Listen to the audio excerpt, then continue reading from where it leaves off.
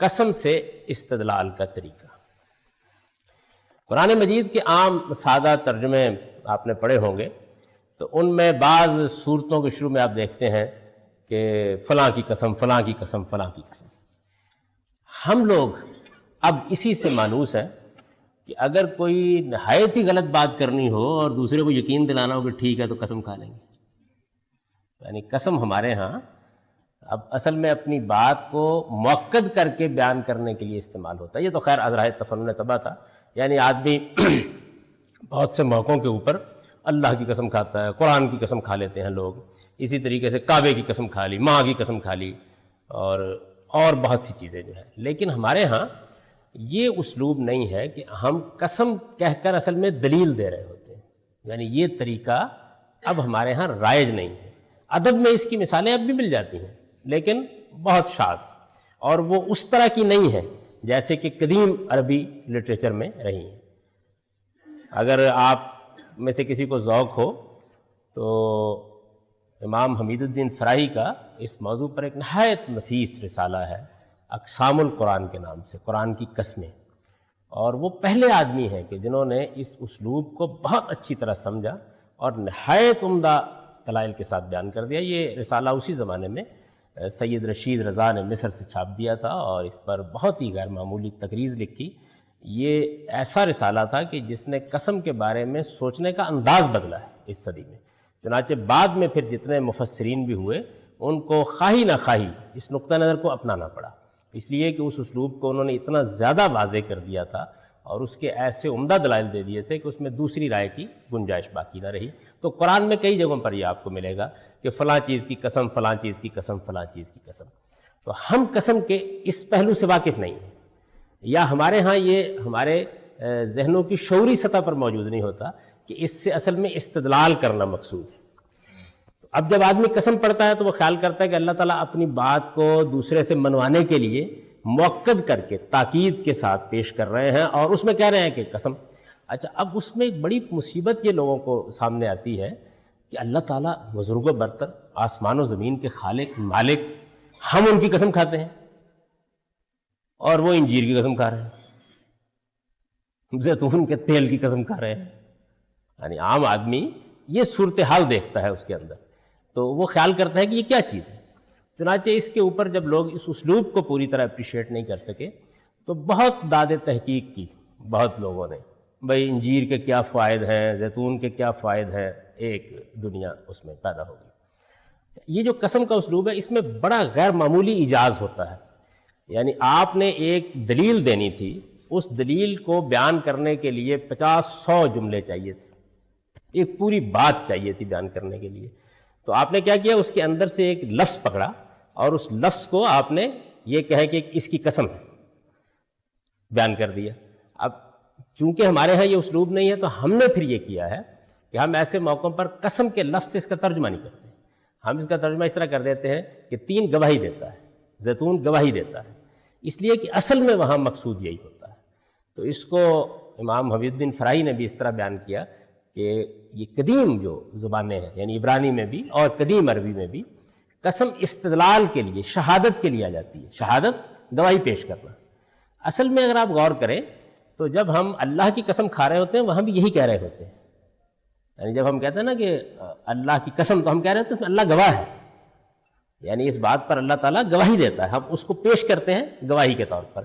تو یہی شہادت اور گواہی جو قسم کے اندر موجود ہے، اسی سے ترقی کر کے یہ استدلال کے لیے، دلیل پیش کرنے کے لیے، یعنی بات یوں کہنے کی بجائے کہ فلاں چیز اس بات کی دلیل ہے کہ یوں ہونا چاہیے، یہ طریقہ اس زبان میں اختیار کر لیا جاتا ہے کہ فلاں چیز کی قسم ہے کہ یوں ہے۔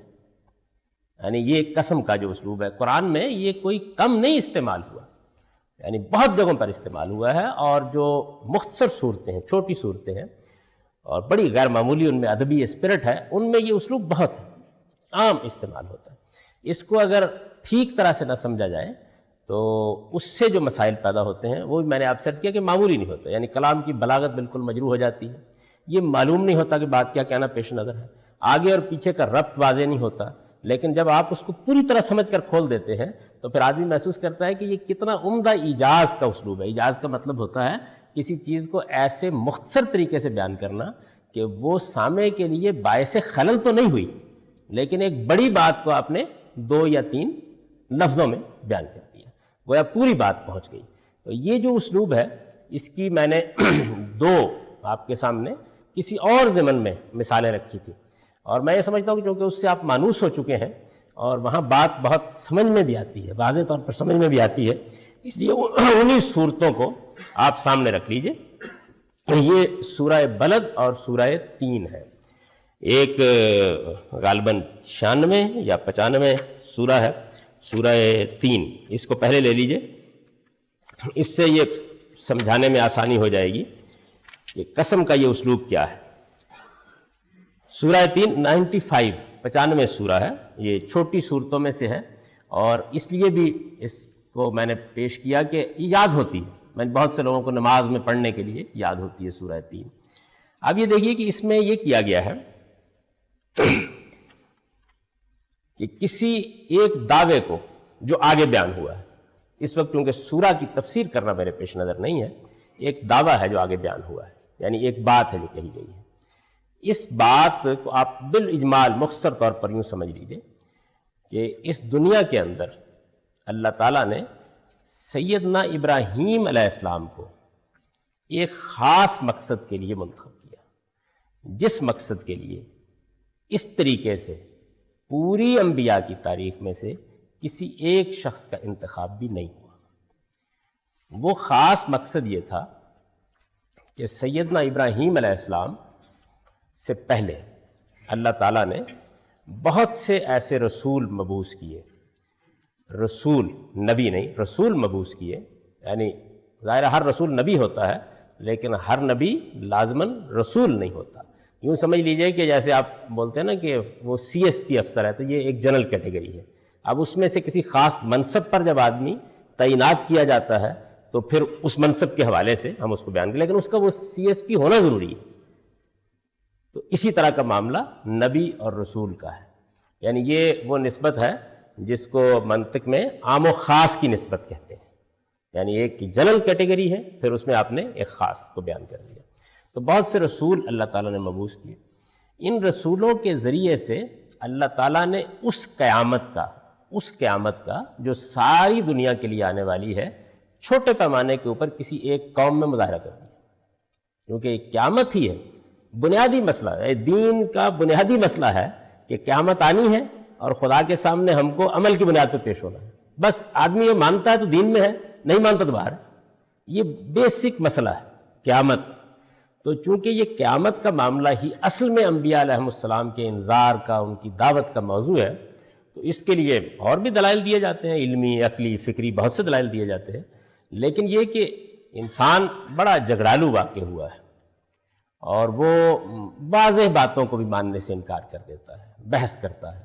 تو اس وجہ سے اللہ تعالیٰ نے اتمام حجت کے لیے، یعنی اتمام حجت کی اصطلاح سے آپ لوگ واقف ہو چکے ہیں، بات کو اس طرح واضح کر دینا کہ پھر عذر پیش کرنے کے لیے باقی نہ رہے۔ تو بعض رسولوں کا انتخاب کیا کہ جن کے ذریعے سے اللہ تعالیٰ چھوٹے پیمانے پر یہ قیامت برپا کر دیتے ہیں۔ اس کا جو طریقہ اختیار کرتے ہیں وہ یہ ہے کہ وہ رسول دعوت دیتے ہیں، بتا دیتے ہیں پہلے کہ ہم قیامت برپا کرنے کے لیے آئے ہیں، اور اس کے بعد ان کی دعوت کے نتیجے میں جس طرح قیامت میں اللہ تعالیٰ جب اٹھائیں گے ہمیں تو لوگوں کو اپنی کیٹیگریز میں الگ الگ کر دیں گے، یعنی نیکوکار الگ ہوں گے، اعلیٰ ترین اخلاق اور رویہ رکھنے والے لوگ الگ ہوں گے، اور اللہ تعالیٰ کے مقابلے میں سرکش الگ ہوں گے، اور وہ لوگ کہ جنہوں نے سرکشی تو نہیں کی لیکن کچھ گناہ ہو گئے، غلطیاں ہوں گی، یہ کیٹیگریز ہے نا مختلف انسانوں کی، تو وہاں پر کیٹیگریز ہو جائیں گی، ایسے ہی کر دی جاتی ہیں، یعنی باقاعدہ متعین کر دیا جاتا ہے کہ یہ لوگ ہیں، ان میں یہ منافقین ہیں، یہ سابقون الاولون ہیں، یہ اصحاب الیمین ہیں، یہ کر دی جاتی ہے۔ یہ کر دینے کے بعد پھر اللہ تعالیٰ اپنا فیصلہ سناتے ہیں، اور پھر وہ قیامت چھوٹے پیمانے پر، یعنی وہی جو وہاں برپا ہونی ہے وہ چھوٹے پیمانے کے اوپر برپا ہو جاتی ہے۔ تو اس طریقے سے وہ دلیل بن جاتا ہے واقعہ، وہ سارا کا سارا جو واقعہ ہے وہ دلیل بن جاتا ہے اس بات کی کہ قیامت وہاں بھی برپا ہو۔ یہ کام اللہ تعالیٰ نے، اگر اس روایت کو تسلیم کر لیا جائے جس میں یہ بیان کیا گیا ہے کہ اللہ تعالیٰ نے 1,24,000 سے زیادہ نبی بھیجے اور 313 سے زیادہ رسول، تو گویا 313 مرتبہ برپا کیا۔ اس کے اندر سیدنا ابراہیم علیہ السلام کا معاملہ بالکل منفرد ہے. یعنی ان کے معاملے میں اللہ تعالیٰ نے یہ کیا، میں نے یہاں بھی شاید ایک جملہ بولا تھا کبھی کہ نبوت کے 3 دور ہیں. ایک اس کا وہ دور ہے جس میں نوح علیہ السلام کے زمانے تک ہر گویا بستی میں اللہ تعالیٰ نے جو بھی اس وقت مختصر سی دنیا تھی اپنے پیغمبر بھیج کے اتمام حجت کر دیا. پھر دوسرا دور وہ شروع ہے جس میں حضرت ابراہیم کے ذریعے سے ایک دینونت برپا کی گئی ہے، ایک شخص کا انتخاب کیا گیا. اچھا، اب ایک شخص کا انتخاب کس اصول پر ہوا؟ دنیا میں اللہ تعالیٰ بہت سی چیزیں دیتا ہے انسانوں کو، اور وہ آزمائش کے اصول پر دیتا ہے. یعنی ہو سکتا ہے ایک آدمی کو بہت دولت مل جائے، بہت مال مل جائے، ایک آدمی کے پاس بہت حسن و جمال ہو، ایک شخص کے پاس بڑی غیر معمولی ادب کی شعر ذوق صلاحیت ہو، لیکن یہ ضروری نہیں ہے کہ یہ کسی میرٹ پر بدل اللہ تعالیٰ دے دیتے ہیں. تو سیدنا ابراہیم علیہ السلام کا انتخاب کر کے ان کو ایک ایسے سلسلہ ابتلا سے گزارا گیا، ایک ایسے سلسلہ جو عام انسانوں کے لیے نہ کبھی ہوا نہ کبھی ہوگا، کسی پیغمبر کے لیے بھی نہیں ہوا. ایک مخصوص سلسلہ ابتلا سے گزارا گیا اور وہ اس میں کامیاب ہو گئے، تو میرٹ پر ان کا انتخاب کر لیا گیا. یعنی ایسا نہیں کیا گیا کہ اللہ تعالیٰ نے اپنے علم کی بنیاد پر ایک آدمی کا، جیسے کہ وہ پیغمبروں کا کرتے ہیں، پیغمبروں کا انتخاب علی علم کرتے ہیں، اپنے علم پر کرتے ہیں، لیکن ان کو ایک سلسلہ ابتلا سے گزارا، ان کا انتخاب کر لیا. ان کا انتخاب کر دینے کے بعد پھر ان کے ذریعے سے یعنی کئی ہزار سال پر مشتمل ایک پورا پروگرام دنیا کے اندر اسی قیامت کو برپا کرنے کا قائم کیا گیا. یعنی پہلے یہ ہوتا تھا نا کہ 15-20 سال میں برپا ہوئی اور ایک واقعہ بن کے منتقل ہو گئی تو لوگ بھول جاتے تھے. تو اس کو ایک پورے کے پورے تاریخ کے سپین پر پھیلا دیا گیا. اس میں 3 قومیں اٹھیں اور بالکل اسی طریقے سے میرٹ پر منتخب ہوئیں، اور جب اہل نہیں رہیں تو ان کو اسی طریقے سے مار پڑی. جیسے کہ یہ دوسری دینونت ہے، یعنی ایک دینونت ہے جو رسولوں کے ذریعے سے برپا ہوتی ہے. ایک دینونت کا مطلب جزا و سزا یا ایک قیامت صغریٰ. ایک وہ ہے جو سیدنا ابراہیم اور ان کی نسل کے ذریعے سے برپا ہوئی، اور تیسری اور آخری وہ ہے جو رسول اللہ صلی اللہ علیہ وسلم کے ذریعے سے برپا ہوئی. تو سیدنا ابراہیم کی یہ دینونت ہے، یہ جو ہے یہ اس کے یہ یعنی پوری، اب ایک نا یہ میں نے ساری آپ کو کوئی چند منٹ لیے میں نے جس میں یہ پوری تاریخ آپ کو سنائی. یہ جو ساری دینونت ہے، یہ سارا واقعہ ہے پورا کا پورا، یہ قرآن مجید سے معلوم ہو جاتا ہے. وہ دوسری جگہوں پر تفصیل سے بیان ہوا ہے، اس کی تفصیلات کیا ہیں کیا نہیں ہے وہ اس وقت میرا موضوع نہیں، میں صرف اشارہ کر رہا ہوں، وہ بیان ہو جاتا ہے. یہ جو دینونت ہے یہ جن جگہوں پر برپا ہوئی، جن سے اس کو ابتدا جن جگہوں سے ہوئی، وہ جگہ 3 ہیں. یعنی ایک وہ جگہ ہے کہ جہاں سیدنا ابراہیم علیہ السلام نے اپنے بیٹے اسماعیل کو آباد کیا، یہ مکہ ہے. ایک پوری نسل وہاں سے اٹھی، اور میں اس وقت اس دینونت کی تفصیل نہیں بیان کر رہا، وہ سورہ کی تفسیر کا موضوع ہے، کسی اور موقع کے اوپر اس کو واضح کر دوں گا. تو ایک دینونت برپا ہوئی، یعنی ایک قیامت برپا ہوئی بنی اسماعیل کی، ان کی اولاد میں سے منتخب کیا گیا، اور وہاں بھی بالکل میرٹ پر کیا گیا. یعنی وہ جو واقعہ ہوا ہے قربانی کا، اس میں جو کردار سیدنا ابراہیم کا ہے اس سے کم اسماعیل کا نہیں ہے. تو ان کو میرٹ پر منتخب کر کے شروع کر دیا گیا. جب شروع کر دیا گیا اور پھر اس کے بعد جس طرح کی گمراہیوں میں مبتلا ہوئے تو اللہ تعالیٰ نے ان کے ساتھ ایک معاملہ کرنا شروع کیا. ایک ہے بنی اسحاق کی، یعنی حضرت ابراہیم کے بیٹے اسحاق کی، ان کو بنی اسرائیل بھی کہتے ہیں اس لیے کہ وہ یعقوب کی وجہ سے ان کو بنی اسرائیل کہہ لیتے ہیں، یا آپ کہیں یہود کی. ایک ان کی ہے پوری کی پوری. اور ایک وہ ہے کہ جو حضرت مسیح علیہ السلام کی، یعنی سیدنا مسیح علیہ السلام سے بھی ایک نئی امت کی ابتدا ہوئی، اور پھر اس نئی امت کے ساتھ بھی اللہ تعالیٰ نے وہی معاملہ، وہ بھی ابتداً نسل ابراہیم میں سے تھے، یعنی جو ابتداً ان پہ ایمان لائے ہیں وہ یہود میں سے تھے. باقی پھر ان کے ساتھ کیا ہوا وہ اپنی جگہ ایک تاریخ ہے. تو یہ 3 گویا حصے ہیں اس کے، یہ 3 بڑے مقامات ہیں. اب قرآن نے کیا کیا ہے کہ یہ ساری بات جس طرح میں نے بیان کیا، اس کو بیان کرنے کے بجائے اس نے ان 3 مقامات کو لے لیا. سیدنا مسیح علیہ السلام کی یہ دینونت برپا ہوئی تینوں زیتون میں. یہ یروشلم کا وہ پہاڑ ہے جس کے اوپر وہ پہلی مرتبہ آئے اور انہوں نے آ کے وہاں قیام کیا، اور پھر یروشلم میں داخل ہوئے. وہیں سے انہوں نے وہ گدھا منگوایا جس کا پورا واقعہ بیان ہوا ہے، اور یہی وہ پہاڑ ہے جس کے اوپر انہوں نے اپنا آخری وقت گزارا. یعنی جب معاملہ ختم ہو گیا تو یہیں وہ رات بھر دعا کرتے رہے، اور یہیں سے سارا وہ حادثہ ہوا جس کا ذکر آپ لوگوں نے پڑھا ہے. یہ بائبل میں بہت وضاحت سے بیان ہوا ہے. تو اس پہاڑ کے اوپر یہ معاملہ ہوا. اچھا، پھر اس کے بعد جو بنی اسرائیل ہیں ان کی اصل میں ایک قوم کی حیثیت سے ابتدا ہوئی ہے طور سینا. وہ تو بہت ہی عام ہے نا, یعنی جس سے پوچھیے بھائی کوہ سینا کے دامن سے اصل میں ان کی سلطنت کی اور ان کے سارے اس عروج کی ابتدا ہوئی. وہیں ان کو تورات ملی, وہیں سیدنا موسیٰ علیہ السلام نے ان سے عہد لیا. یہ سارے معاملات وہاں ہوئے. اور یہ میں پہلے عرض کر چکا ہوں کہ یہ مکہ ہے. تو اب کیا اس کو کیا قرآن مجید نے, کیا یہ کہ یہ کہنے کی بجائے, یعنی یوں کہنا چاہیے تھا کہ تینوں زیتون کے مقام کے اوپر جو سیدنا مسیح علیہ السلام کے ذریعے سے دینونت برپا ہوئی, جس میں ایک قوم کو انتخاب کیا گیا اور پھر اس کے بعد وہ میرٹ پر منتخب ہو کے میرٹ ہی پر زوال آشنا کر دی گئی, اور تم نے اس کے انتخاب کو بھی آنکھوں سے دیکھا اور اس کی ذلت کو بھی آنکھوں سے دیکھ لیا. اور پھر جو طور سینا پر ایک قوم کا ہم نے انتخاب کیا اور میرٹ پر منتخب کیا, اور پھر تم نے اس کے عروج کو بھی دیکھ لیا اور اس کے زوال کو بھی دیکھ لیا. اور یہ جو ہم نے پھر بلد امین میں یعنی اس بیت اللہ کے قرب جوار میں مکہ میں منتخب کیا اور اسی طرح منتخب کیا, اور تم نے اس کے عروج و زوال کو بھی دیکھ لیا. یہ پوری بات ہے نا. اس پوری بات کو کہنے کے بعد یہ کہا ہے کہ پھر دیکھتے نہیں ہو کہ یہ اگر اس دنیا کے اندر ہم نے اس طرح کیا ہے تو کون سی چیز تم کو قیامت کے بارے میں جھٹلائے گی. یہ ہے پوری بات. اب اس پوری بات کو بیان کرنے کے لیے قرآن نے یہ ایسے نہیں کہا. انہوں نے کہا تینوں زیتون کی قسم ہے اور طور سینا کی قسم ہے اور شہر امین کی قسم ہے. یعنی قسم ہے, گواہی, شہادت, دلیل ہے, وہ پیش کرتا ہے. تو اس کو جب آپ اس طریقے سے بیان کر دیتے ہیں تو گویا وہ بات پوری کی پوری واضح. جی ارشاد.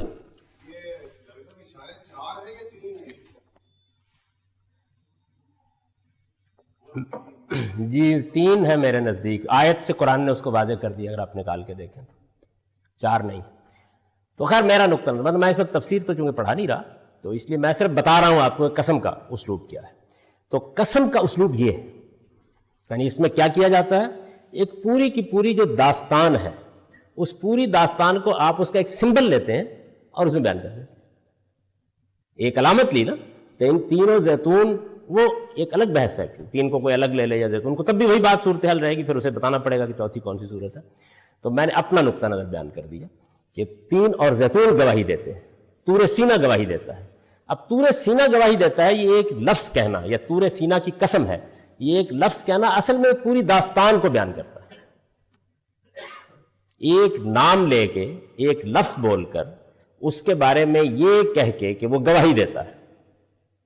پاکستان کی تہذیب کیا ہے, اس کی ثقافت کیا ہے, پنجاب کے لوگ کیسے ہیں, بسنت کا تہوار گواہی دیتا ہے نا. ایک لفظ میں بات ادا ہوگی, ایک لفظ آپ نے بولا اور اصل میں ایک پوری داستان آپ نے اس میں بیان کر دی.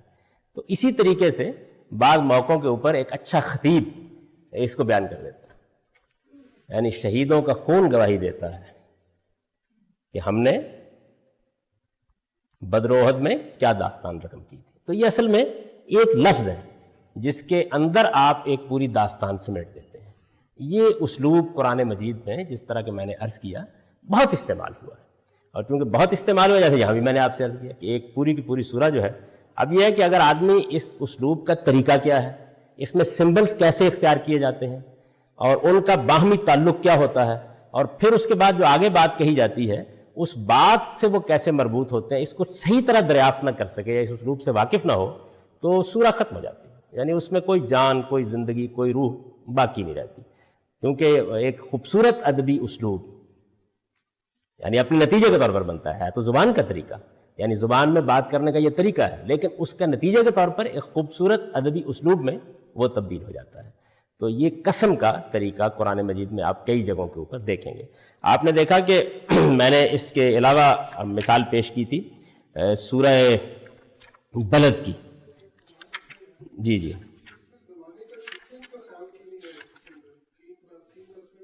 سعودی ترتیب ہے, اوپر سے نیچے, یعنی مسیح ہے نا آخر میں, سیدنا مسیح کی امت سب سے آخری امت ہے, اور اس سے اوپر یہود, اور اس سے اوپر خود بنی اسماعیل. ترتیب یہ, ترتیب نیچے سے اوپر کو جا رہی ہے. یہ بھی قرآن مجید یہ لیکن ادبی اسالیب میں سے ہے کہ ایک بات کو قرآن بیان کرے گا اور اس کے بعد ترتیب اس نے اختیار کرنی ہے. تو ترتیب کبھی سعودی ہوتی ہے, کبھی نزولی ہوتی ہے. نزولی کا مطلب ہے 1 2 3 4, 4 3 2 1. تو یہ دونوں ترتیبیں، یہ بھی اس زبان کا ایک خاص اسلوب ہے، لیکن یہ ادب کا پہلو ہے، اس لیے اس کو میں نے بیان نہیں کیا۔ تو یہ ترتیب یہاں سعودی ہے، نیچے سے لے لیے۔ اب آپ پوچھیں کیوں ایسا کیا جاتا ہے؟ یعنی بعض اوقات جو قریب کا واقعہ ہوتا ہے وہ تقریب ذہن کے لیے زیادہ نمایاں ہوتا ہے، تو وہاں سے آپ اصل میں سمجھا دیتے ہیں تاکہ بات اوپر تک پہنچتے پہنچتے واضح ہو جائے۔ وہ دیکھیے نا، شبلی جس زمانے میں عطیہ کے گاؤں تھے، تو وہاں سے جب وہ واپس آئے تو انہوں نے ایک بڑی اچھی فارسی غزل کہی، تو اس میں یعنی ظاہر ہے کہ بڑے اسکالر، بڑے عالم اور ندوے میں آ گئے، وہاں کی دنیا تو ایک دوسری دنیا تھی، اور جب ندوے میں واپس آئے تو قال اللہ و قال الرسول اور تاریخ اور تحقیق اور دوسری دنیا۔ تو اصل میں شبلی کو ہم تو اسی حوالے سے ساری دنیا اسی حوالے سے جانتی ہے، وہ تو ایک درمیان کی چیز ہے نا۔ تو انہوں نے غزل کہی، اور اس کا ایک شعر آخری مصرع یہ تھا کہ حالیہ شبلی شدم رند غزل خان استم، میں لکھنؤ میں واپس آ گیا ہوں اور اب شبلی ہو گیا ہوں، رند غزل خان نہیں رہا، شبلی ہو گیا ہوں۔ یہ ایک لفظ میں گویا پوری داستان مضمون ہے۔ شبلی ہو گیا ہوں مطلب یہ ہے کہ اب وہی علم، وہی کلام، وہی تحقیق، وہی تدریس، وہی تعلیم، وہی موٹی موٹی کتابیں، وہی بحثیں، وہی سب کچھ شروع ہو گیا، وہ ختم ہو گیا جو کچھ وہاں تھا۔ تو حالیہ شبلی شدم، تو یہ دیکھیے نا کیا کیا اس نے، یعنی یہ بات ساری کی ساری جو ہے کہ میں جنجیرہ سے واپس آ گیا ہوں اور لکھنؤ میں آ کے گاڑی سے اتر گیا ہوں اور مدرسے میں آ گیا ہوں اور طلبہ پڑھنے کے لیے بیٹھ گئے ہیں اور کتابیں کھول لی گئی ہیں اور بڑے خشک مضامین زیر بحث ہیں اور تاریخ پر تحقیق ہو رہی ہے، یہ اتنی بات بیان کرنے کے بجائے انہوں نے کہا حالیہ شبلی شدم رند غزل خان استم، اب میں شبلی ہو گیا ہوں، اب وہ رند غزل خان نہیں رہا جس کی تم شاعری وہاں پڑھتے رہے ہو۔ تو یہ بالکل یہی اسلوب ہے، یعنی کیا کیا گیا، ایک سمبل لیا گیا، ایک علامت لی گئی، اور اس علامت کے اندر جو پوری ایک داستان مضمر ہے اس کو سامنے پر چھوڑ دیا گیا، اور کہہ دیا گیا کہ تین گواہی دیتا ہے، زیتون گواہی دیتا ہے۔ تین اور زیتون یہ اصل میں جگہوں کے نام ہے، طور سینا جگہ کا نام ہے، بلد امین جگہ کا نام ہے۔ تو یہ طریقہ قرآن مجید نے کئی مقامات کے اوپر اختیار کیا۔ یہ آپ آخری صورتوں میں اتنا زیادہ دیکھیں گے اس کو کہ بعض جگہوں کے اوپر تو اگر اس کو ٹھیک طرح سے واضح نہ کیا جائے تو بالکل بات ہی کچھ سے کچھ ہو جاتی ہے۔ میں نے آپ کو سورہ بلد کی مثال بھی دی تھی اور یہ بتایا تھا کہ اس سورہ میں بھی اللہ تعالیٰ نے بالکل یہی طریقہ اختیار کیا ہے۔ اب وہاں بھی دیکھیے کہا یہ گیا ہے کہ میں تمہارے اس شہر ہی کو گواہی میں پیش کرتا ہوں، اور یہ تمہارے لیے اجنبی نہیں ہے، تم اسی شہر میں رہتے ہو، اور باپ اور اس کی اولاد کو بھی۔ تو اب گویا شہر، اور اس شہر کے اندر سیدنا ابراہیم علیہ السلام اور ان کی اولاد بنی اسماعیل، تو کیا ہوا، اس کا مطلب 2000 سال کی پوری تاریخ جو ہے اس کی گواہی پیش کر دی گئی۔ یہ دو لفظوں کے اندر گویا اس تاریخ کو دلیل کے طور پر پیش کر کے اگلا جملہ بولا گیا ہے کہ میں اس کو گواہی میں پیش کرتا ہوں کہ ہم نے انسان کو اس وادی میں پیدا کیا تو اس وقت وہ بڑی مشقت میں تھا، یعنی تم نے جب یہاں زندگی شروع کی تھی تو یہ ایک وادی غیر ذی زرع تھی، یہاں کوئی سامان زندگی نہیں تھا، یہاں تمہارے لیے کوئی جینے بسنے کے لیے اسباب نہیں تھے جب ہم نے پیدا کیا۔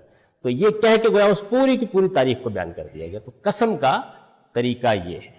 میں نے اشارہ کیا اس موضوع پر چونکہ ایک پورا رسالہ موجود ہے، اردو میں ترجمہ ہو چکا ہے، اصل میں تو عربی میں انہوں نے لکھا تھا، اقسام القرآن، اور آپ میں سے جن لوگوں کا اچھا علمی ذوق ہو وہ اس کو پڑھ سکتے ہیں۔ ایک ذرا مشکل چیز ہے لیکن اس میں انہوں نے پوری تاریخ بیان کر دی ہے کہ عبرانی زبان میں اور قدیم یونانی میں اور قدیم ادب میں یہ اسلوب کیسے کیسے رہا، عربوں کی شاعری میں کس طرح یہ انداز اختیار کیا جاتا ہے، اور قرآن نے پھر اس کو کس طریقے سے بہت ہی خوبصورتی کے ساتھ استعمال کیا ہے۔ تو اگر یہ بات واضح ہو جائے کہ قرآن میں قسم کا اسلوب کس لیے آتا ہے، خلاصے کے طور پر یعنی گویا ایک پوری داستان کو دلیل کے طور پر پیش کر دیا جاتا ہے، گواہی کے طور پر پیش کر دیا جاتا ہے۔ شاید دلیل کا لفظ بھی پوری جامعیت نہیں رکھتا، یعنی کبھی اس چیز کی طرف ریفر کرنے کے لیے، کبھی اس پہ استدلال کرنے کے لیے، کبھی اس کی گواہی پیش کرنے کے لیے، کبھی اس کو سامنے رکھ کر توجہ دلا دینے کے لیے، کبھی محض ذہن کو جھنجھوڑ دینے کے لیے، کبھی اس کی تصویر سامنے رکھ کر اپنی بات کہنے کے لیے ایک گویا موقع پیدا کر لینے کے لیے۔ تو ان تمام مواقع کے لیے یہ قسم کا اسلوب اختیار کیا جاتا ہے۔ یہ ایک لمبی فنی بحث ہو جائے گی، ورنہ یہ جتنی باتیں میں نے کہی ہیں اس کو زور بیان نہ سمجھیے، میں ان میں سے ایک ایک کو بتا سکتا ہوں کہ قسم ان سب پہلوؤں کے لیے قرآن مجید میں آتی ہے۔